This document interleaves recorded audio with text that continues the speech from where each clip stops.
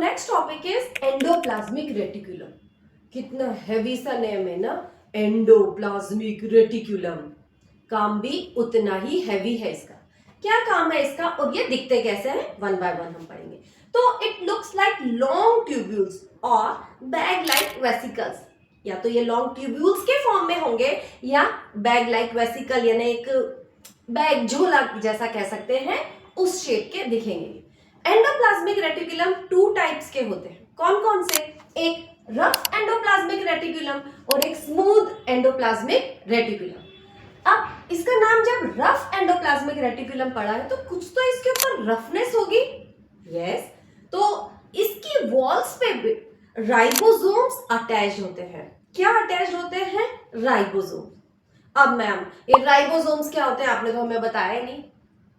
Ribosomes वो sites है जहां पे प्रोटीन सिंथेसिस होता है। तो ribosomes are responsible for protein synthesis और वो किसके ऊपर अटैच्ड होते हैं? रफ एंडोप्लाज्मिक रेटिकुलम की वजह से। इसीलिए तो जब हम देखेंगे कि एंडोप्लाज्मिक रेटिकुलम कैसे दिखते हैं तो it looks like rough because ribosomes are attached on the surface of it. Okay, second is smooth endoplasmic reticulum. As the name suggests, smooth endoplasmic reticulum. इसका मतलब इसके ऊपर राइबोसोम्स नहीं होंगे, तभी तो ये स्मूथ है। वो रफ क्यों थे? क्योंकि उसके ऊपर राइबोसोम्स थे। फिर ये क्या काम करते हैं? तो ये लिपिड प्रोडक्शन का काम करते हैं। लिपिड्स, यू नो ना, फैट्स एंड लिपिड्स, वो प्रोडक्शन का काम कौन करते हैं? Smooth endoplasmic reticulum. और इनका क्या काम है? तो बेटा ये एंजाइम्स बनाते हैं। एंजाइम्स जो हमारी बॉडी के लिए बहुत ज्यादा इंपॉर्टेंट है। एंजाइम्स नहीं पता? मैं बताती हूँ। कोई भी बॉडी के अंदर जो भी अपने मेटाबॉलिक रिएक्शंस होती हैं या कोई भी रिएक्शंस जो होती है, उन रिएक्शंस को फास्ट करने के लिए कुछ चीजें हैं जो हेल्प करती है, जिससे वो काम फास्ट हो जाता है। वो मटेरियल, वो चीजें कौन है?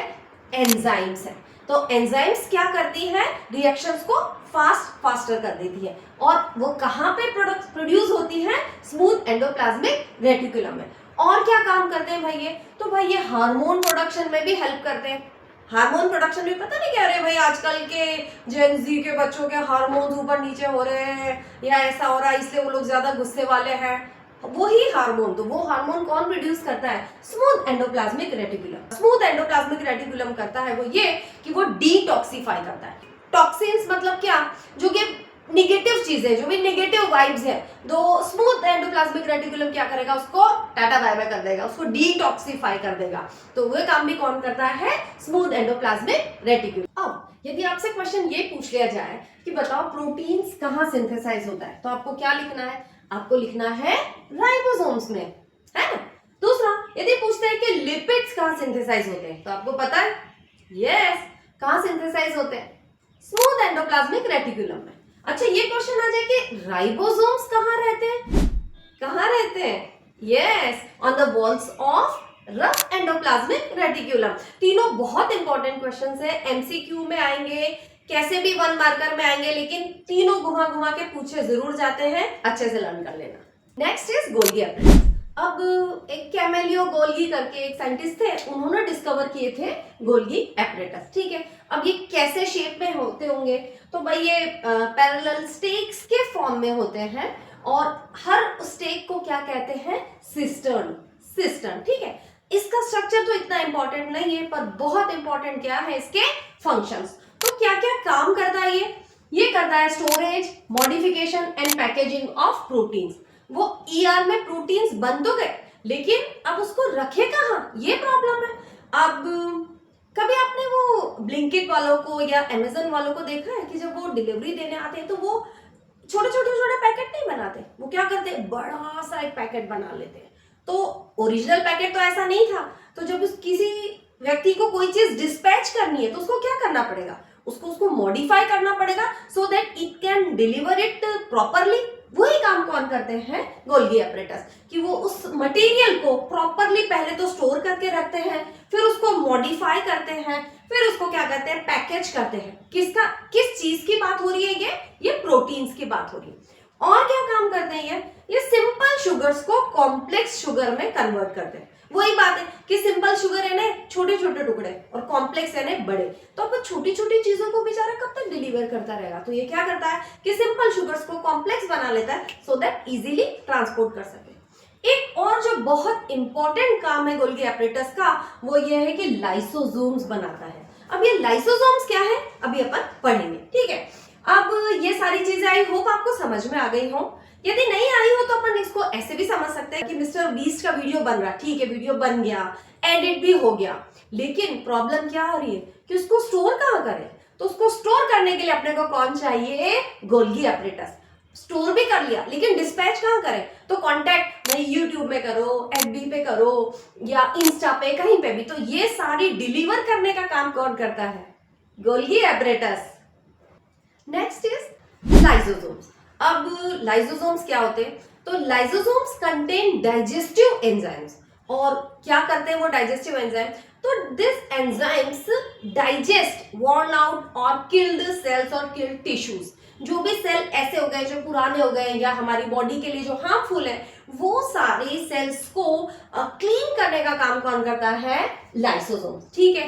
कैसे कर पाता है, क्योंकि इनके पास एक स्पेशल डाइजेस्टिव एंजाइम्स होते हैं। वो डाइजेस्टिव एंजाइम्स क्या करते हैं, जो भी ऑर्गेनिक मैटर है, सपोज यदि कोई सेल है या कोई एक्सटर्नल बैक्टीरिया है, तो वो सब क्या होगा, ऑर्गेनिक मैटर होगा, ठीक है। वो ऑर्गेनिक मैटर को वो डाइजेस्टिव एंजाइम क्या करते हैं, डिस्ट्रॉय कर देते हैं। लेकिन एक प्रॉब्लम क्या हो जाती है कि ये जब डाइजेस्टिव एंजाइम सीक्रेट करते हैं तो उस टाइम पे, उस चक्कर में लाइसोसोम्स क्या करते हैं, जैसे ये सेल है इसको डिस्ट्रॉय करना है, तो लाइसोसोम्स वहां पे जाके बर्स्ट हो जाते हैं। तो वो सेल तो किल हो गया लेकिन उसके साथ और भी क्या हो गया, ये लाइसोसोम खुद भी किल हो गए। तो that's why lysosomes are called as suicidal bags. क्या कहा जाता है लाइसोसोम्स को, सुसाइडल बैग्स। क्यों, क्योंकि इसने सेल को तो किल कर दिया लेकिन उस चक्कर में क्या हुआ, ये खुद भी किल हो गए। Next is mitochondria. अब माइटोकॉन्ड्रिया इज वेरी इंपॉर्टेंट। ये क्या कहलाया जाता है, it is power house of the cell. Generally 1 marker question आता ही है और सबको पता ही है कि माइटोकॉन्ड्रिया पूछे तो सीधे आपको क्या लिखना है कि power house of the cell is mitochondria. Okay, अब ये क्यों power house of the cell है, तो ये एटीपी जनरेट करता है। एटीपी एडिनोसाइन ट्राइफॉस्फेट, मतलब जो भी एनर्जी होती है ना, वो एनर्जी किसके फॉर्म में हम बोलते हैं, जैसे अपन बोलते हैं कि रुपीस, कि इतने रुपीस, कि भाई 10,000 रुपीज या 10 लाख रुपीस, तो ऐसे अपन बोलते हैं। लेकिन एनर्जी की अपन बात करें तो कैसे बोलेंगे कि 2 एटीपी या 32 एटीपी। तो ये एटीपी जो है ये सेल की एनर्जी करेंसी। जो चीज एनर्जी जनरेट करे वो तो क्या हो गया, earning member of the family, बहुत इंपॉर्टेंट हो गया, है ना। तो ये क्या करता है, ये एटीपी जनरेट करता है, ठीक है। अब एटीपी तो जनरेट, इसकी जो इनर वॉल है वो कैसी होती है, फोल्डेड होती है, उसको क्रिस्टी कहते हैं। बट क्यों वो इतनी फोल्डेड है, वो इतनी फोल्डेड इसलिए होती है कि सरफेस एरिया बढ़ सके। अब सरफेस एरिया बढ़ेगा तो उससे क्या होगा, जितना ज्यादा सरफेस एरिया उतना ज्यादा एटीपी जनरेशन होगा ना। अब एक और चीज है कि ये जो माइटोकॉन्ड्रिया है ये किसी पे डिपेंडेंट नहीं है। कैसे डिपेंडेंट नहीं है, कि इसके पास अपना खुद का डीएनए है, इसके पास अपने खुद के राइबोसोम्स है। अब डीएनए और राइबोसोम से ये क्या करेगा मैम, तो ये डीएनए और राइबोसोम से मिला के क्या करेगा, प्रोटीन सिंथेसाइज करेगा। और जिसके पास अपना खुद का डीएनए है, खुद का राइबोसोम है, वो अपने खुद के प्रोटीन बना रहा है और इतनी कमाई कर रहा है कि एटीपी खुद ही बना रहा है, तो उसको किसी का क्या ही डर होगा। इसलिए उसको क्या कहते हैं, power house of the cell. Next is vacuole. Vacuole क्या काम करते हैं, तो जैसे एक स्टोरेज बैग नहीं होता, स्टोरेज सैक, बस उसी तरह का स्ट्रक्चर होता है ये वैक्यूल। और इसका काम भी सेम वैसा ही है कि एक जैसे वो बाबा जी पोटली लेके नहीं चलते आपकी बचपन की स्टोरीज में, बस वैसा ही है कि ये क्या है, स्टोरेज बैग है। इसमें क्या है, जो भी इसेंशियल मटेरियल है प्लांट्स का वो सारा कहाँ स्टोर होता है, वैक्यूल में होता है, ठीक है। अब ये दिखेगा अभी कैसा, स्टोरेज सैक इन सेल। क्या काम करता है vacuole, vacuole works, it provides the turgidity and rigidity to the cell. क्यों, क्योंकि बेचारे वही प्लांट्स मूव नहीं कर सकते तो उनको क्या चाहिए, बहुत स्ट्रेंथ की जरूरत होती है, और ये स्ट्रेंथ प्लांट्स को कौन प्रोवाइड करता है, वैक्यूल्स। प्लस उनकी जो भी जरूरी चीजें हैं कि भाई प्रोटीन स्टोर कर लो, अमीनो एसिड स्टोर कर लो कि कभी काम आएगा, वाटर एक्स्ट्रा वाटर है स्टोर कर लो। तो ये सारे स्टोरेज का काम कौन करता है? वैक्यूल। एक और बहुत इंपॉर्टेंट काम जो वैक्यूल्स करते हैं स्पेशली इन यूनिसेल्युलर ऑर्गेनिज्म, कि उनके अंदर जो भी एक्सेस वाटर भर जाता है या एक्सेस वेस्ट जो हो जाता है तो वो सारा एक्सपेल करने का काम कौन करेगा? Vacuoles only. क्योंकि हमने पढ़ा था कि यूनिसेल्युलर ऑर्गेनिजम्स के पास बहुत सारे मॉडिफाइड स्ट्रक्चर तो है नहीं, तो एक ही सेल को बहुत सारे काम करने पड़ते हैं। अपना लास्ट ऑर्गेनल है प्लास्टिड, ठीक है। अब प्लास्टिड कितने टाइप का होता है? तो बेटा प्लास्टिड 3 टाइप का होता है। कौन कौन से? क्रोमोप्लास्ट, क्लोरोप्लास्ट और leucoplast. As the name suggest, chromoplast मतलब प्लांट में जो भी कलर्ड फीचर्स या कलर्ड चीजें होती है, जैसे फ्लावर्स है बिल्कुल सुंदर सुंदर कलर के, उधर रेड है, पिंक, पर्पल है, वो सारे किसकी वजह से होते होंगे? क्रोमोप्लास्ट की वजह से। क्यों? क्योंकि उसमें प्लास्टिड है, क्रोमोप्लास्ट, वो उसको क्या कर रहा है? बहुत सुंदर से कलर दे रहा है। अब दूसरी चीज है क्लोरोप्लास्ट। अब ये क्लोरोप्लास्ट क्या था? Chloro as the name suggest, जो ग्रीन कलर का प्लास्टिड है वो क्या कहलाता है? क्लोरोप्लास्ट। क्यों वो क्लोरोप्लास्ट कहलाता है? क्योंकि उसके पास एक ग्रीन कलर का पिगमेंट, ग्रीन पिगमेंट से नाम याद आ गया ना, क्लोरोफिल। क्लोरोफिल किसके पास होता है? क्लोरोप्लास्ट के पास। जो फोटोसिंथेसिस होती है, जो प्लांट्स इतना फूड बना रहे हैं, हम लोग उन पर डिपेंडेंट है, हम लोग उनसे आराम से फूड अचीव कर रहे हैं, क्यों कर पा रहे हैं? क्योंकि उनके पास क्या है? क्लोरोप्लाज्म। यदि वो नहीं होता तो हम भी नहीं होते। Third is leucoplast. ल्यूकोप्लास्ट कैसा होता है? न मल्टी कलर न green colour, no colour. Leuco, no colour, बिल्कुल एक ट्रांसपेरेंट सा इसका कलर होता है। तो फिर ये होते क्यों है? ये इसलिए होते हैं कि जो भी स्टोरेज का काम हो, जो भी चीजें बने उसको क्या करेंगे? अच्छे से स्टोर कर ले। अब क्या क्या चीजों को ये स्टोर करते होंगे? तो ये स्टार्च है, ऑयल्स, प्रोटीन, ग्रैन्यूल्स, सारी चीजों को स्टोरेज का काम कौन करता है? ल्यूकोप्लास्ट। तो ये था अपना लास्ट टॉपिक सेल ऑर्गेनल का। अब इसके बाद अपन कुछ इंपॉर्टेंट क्वेश्चंस देख लेंगे। Let's make small questions which interrelate all these things all together.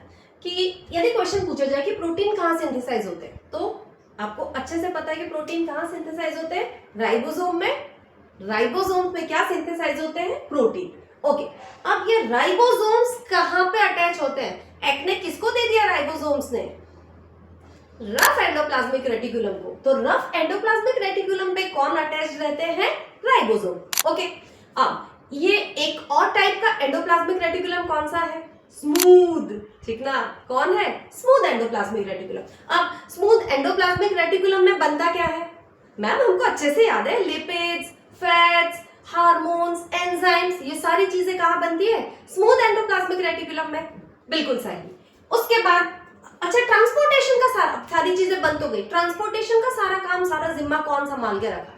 सारा जिम्मा संभाल के रखा है गोल्गी एपरेटस ने। वो क्या करेगा? चीजों को पैकेज करेगा, स्टोर करेगा, मॉडिफाई करेगा और डिस्पैच करेगा। अच्छा भाई, तुमको प्रोटीन चाहिए, ठीक है तुम प्रोटीन ले लो, तुमको लिपिड चाहिए, तुम लिपिड ले लो। तो ये सारी चीजों को डिस्पैच करने का काम कौन करता है? गोल्गी एपरेटस, ठीक है। एक और बहुत इंपॉर्टेंट काम करता है Golgi apparatus, that is the synthesis of lysosome. Lysosome बनेंगे नहीं तो जो भी डेड एंड डिके सेल्स होंगे या वॉर्न आउट टिश्यूज होंगे उनको क्लीन करने का काम कौन करेगा? तो गोल्गी एपरेटस एक और इंपॉर्टेंट, बहुत इंपॉर्टेंट काम करता है। वो काम क्या है? लाइसोसोम्स का फॉर्मेशन। अब लाइसोसोम्स क्या होते थे? लाइसोसोम्स, अरे वही डाइजेस्टिव एंजाइम वाले, जो कि लाइसोसोम खुद बस्ट हो जाते हैं और क्या करते हैं? खुद सुसाइड भी कर लेते हैं और जो डेड सेल है या वॉर्न आउट टिश्यू है उसको भी क्लीन कर देते हैं। यस, बिल्कुल सही, लाइसोसोम वही है।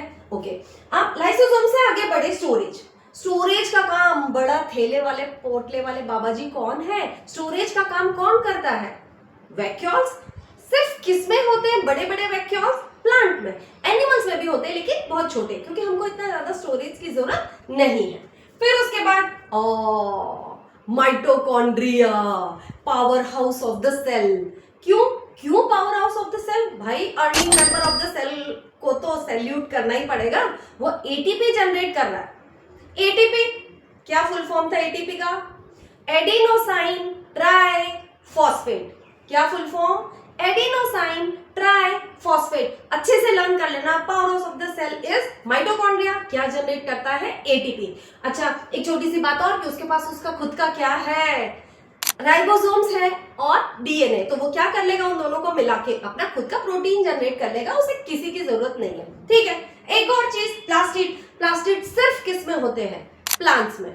ओके, अब कितने टाइप के प्लास्टिड, 3 टाइप के प्लास्टिड। जो फर्स्ट टाइप ऑफ प्लास्टिड है वो उसको रेड, पर्पल, ये जो फ्लावर के कलर्स होते हैं वो देता है। दूसरा वाला ग्रीन, जो कि क्लोरोफिल पिगमेंट की वजह से होता है, जिसके कारण सारा फोटोसिंथेसिस होता है। थर्ड इज कलरलेस, जो कि स्टोरेज का काम करता है। किस किस को स्टोर करता है वो, ऑयल को, फैट्स को, ग्रैन्यूल, दूसरे प्रोटीन ग्रैन्यूल्स, ऐसी चीजों को स्टोर करने का काम करता है। ओके, डन है, यहाँ तक तो डन है। ओके, अब इसमें से कोई भी क्वेश्चन आ जाए तो आप अच्छे से आंसर कर सकते हो ना, आई नो कर सकते हो। Next topic is cell division. अब सेल डिवीजन की क्यों ही जरूरत पड़ गई होगी अपने को, तो बेटा ये समझो कि न्यू सेल्स जो बनती हैं तो उनको बनाने के लिए हमको क्या जरूरत है, यदि पुरानी सेल डिवाइड नहीं करेंगी तो नई सेल बनेंगी कैसे, तो इसलिए हमको क्या जरूरत है, सेल डिवीजन की जरूरत है। और कहाँ काम आती है, तो ग्रोथ के लिए भी, जब सेल्स डिवाइड होती है तभी तो जाके बॉडी की ग्रोथ होती है, तो डिवीजन में भी। और सेल रिप्लेसमेंट में, कोई पुरानी सेल है, खराब हो गई है, वॉर्न आउट हो गई है, कुछ वीक हो गई है, डेड हो गई है, तो वो सेल को रिप्लेस करके क्या होगा, नई सेल आ जाएगी। और रिप्रोडक्शन के टाइम पे भी किसकी ही जरूरत पड़ती है, न्यू सेल की। अब माइटोसिस में क्या होता है, माइटोसिस में एक पेरेंट सेल जो है वो 2 डॉटर सेल में कन्वर्ट हो जाता है। ठीक है, एक पेरेंट सेल है वो डिवाइड हुआ और क्या बन गए, 2 डॉटर सेल बन गए। एक और इंपॉर्टेंट बात कि जो दोनों डॉटर सेल है दोनों में नंबर ऑफ क्रोमोसोम्स कैसे रहेंगे, सेम। सपोज इसमें 4 क्रोमोसोम्स है तो इसमें भी कैसे होंगे 4 क्रोमोसोम, इसमें भी कैसे होंगे 4 क्रोमोसोम। अब क्रोमोसोम याद है ना, वो एक क्रोमेटिन के उलझे पुलझे धागे, और जो at the time of cell division वो एकदम स्टूडियस बच्चे बन के खड़े हो गए, उनका नाम क्या है, क्रोमोसोम। तो वही क्रोमोसोम पेरेंट में जितने उतने ही डॉटर सेल्स।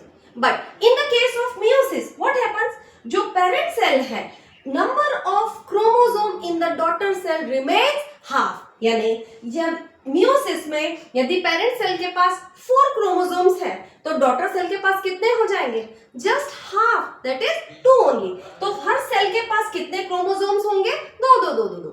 लेकिन यहाँ पे होगा क्या, जो पेरेंट सेल है वो 1 से 2 और 2 से फिर 4 में डिवाइड हो जाएगी। अब बहुत इंपॉर्टेंट क्वेश्चन है, सीधे सीधे 3 मार्कर में पूछा जाता है कि माइटोसिस और मियोसिस में डिफरेंस क्या, तो वो बहुत आपको प्रॉपरली लिखना है। अभी हम समझते हैं difference between mitosis and meiosis.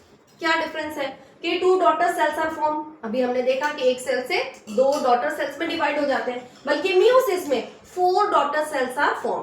कितनी डॉटर सेल्स बन जाएंगी, 4। ओके, फिर number of chromosomes remains the same, जितना पेरेंट सेल के पास नंबर ऑफ क्रोमोसोम्स है डॉटर सेल में भी नंबर ऑफ क्रोमोसोम उतना ही रहेगा। अभी अपने एग्जांपल में देखा कि पेरेंट सेल के पास 4 है नंबर ऑफ क्रोमोसोम, तो डॉटर के पास भी कितना होगा, 4, जो है वो ही रहेगा। ठीक, but in the case of meiosis daughter cells have half the number of chromosome.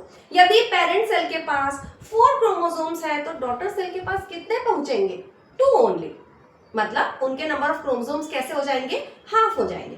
अब क्यों जरूरत पड़ती है माइटोसिस की, तो माइटोसिस की जरूरत पड़ती है for the growth and repair only. ये ओनली नॉन रिप्रोडक्टिव पार्ट्स में जो भी रिपेयर होती है या ग्रोथ होती है या डेवलपमेंट होता है वो सारा किस प्रोसेस के थ्रू होता है, माइटोसिस के थ्रू।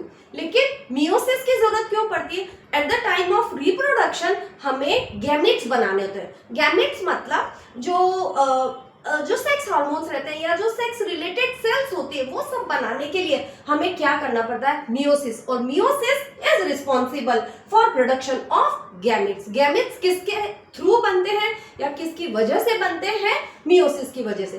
तो स्टार लगा लेना, बिल्कुल बहुत इंपॉर्टेंट क्वेश्चन है, 3 मार्कर में आएगा, एज सच आपको लिख के आना है। यहाँ अपना चैप्टर 5 खत्म होता है। आपको इससे रिलेटेड जो भी क्वेरीज है, आपको लगता है मैम और ये हमको नहीं लर्न हो रहा है, आप कोड दे दो, मैं बना दूंगी। आप कमेंट बॉक्स में लिखिए कि आपको और क्या चाहिए, कौन सा ऐसा टॉपिक है जो आपको नहीं समझ में आ रहा, मैं उस पर भी आपके लिए वीडियो जनरेट कर दूंगी। ओके।